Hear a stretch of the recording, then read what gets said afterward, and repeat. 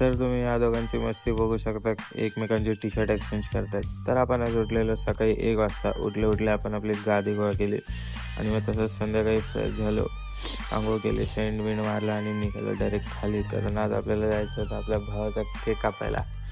आपण खाली गेल्या हे दोघांना घेतलं आणि गेलो केक शॉपवर. केक घेतला आणि डायरेक्ट गेलो ऑफिसमध्ये त्या मित्राच्या. मग आपल्याला एक काका घ्यायला आलेले.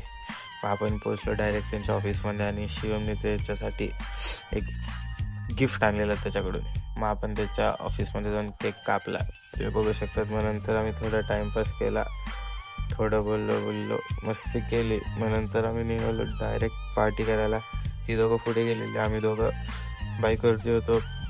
मग नंतर आम्ही गेलो शुभ बार रेस्टॉरंटला खायला. मग नंतर आम्ही गेलेलो बाहेर. यांची मस्ती बघू शकतात, एकमेकांचे कपडे काढून करतात. आम्ही रात्री खाल्ला वडापाव मस्त गरम गरम थंडीत.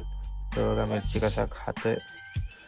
मग आपण पण आपला वडापाव घ्यायला खाल्ला आणि थेट निघालो घरी. तर थँक्स फॉर वॉचिंग, बाय.